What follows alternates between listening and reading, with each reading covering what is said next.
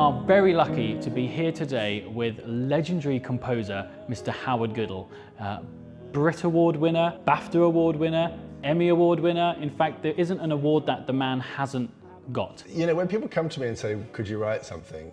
The most important thing is there something in there that I can feel inspired by? There's usually a little spark and I go, yes, I can do this.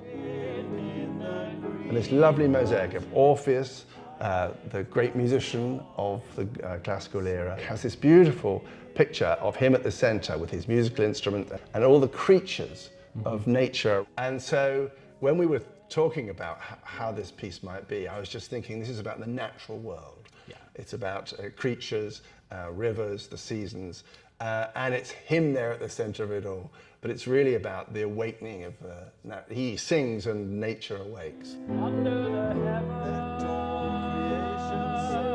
So I then thought, well, I need someone to write the words. And I went to the rather distinguished Irish poet, Theo Dorgan, who I'd worked with many years ago. And I said, does this interest you? And he said, absolutely yes, without a hesitation. So what I've done is I've created a piece that I hope has bits in it for every type of singer. If you're a child and you want to sing the slightly higher notes, if you're a choir and you want to break into harmonies, that's fine, it's all there. And it feels a bit like magic.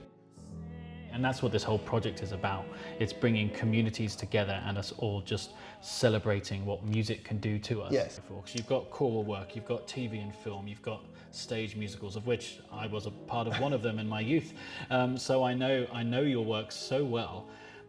Is there a favourite that you'd love to write for? It's a very different mindset in each one. Mm-hmm. Everything is kind of equal priority. I feel as if everything is kind of precious in that way. I do different work in different genres, and you sort of take from one into another. And as I've gone on, they've merged more. My choral pieces have become more like numbers for a musical, and my musicals have become more choral. And you always fear failure. You know, that's part of the reason you work hard, is to make sure it doesn't fall apart. And you never know what's going to capture the public's imagination. I'm very lucky because when I was writing theme tunes, generally people watched the TV and they heard the theme tunes at the beginning and the end. There wasn't skip available. Exactly. People in Britain, of course, obviously know of Mr. Bean and saw the programmes when they were live action, and their children will know and their grandchildren will know the cartoons. I suggested the idea of a choir singing the opening, which I think came as a bit of a surprise to everybody.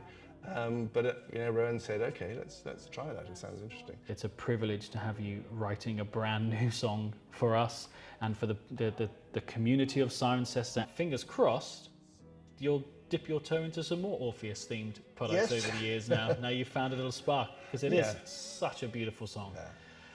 So that's it. Howard Goodall, what a legend.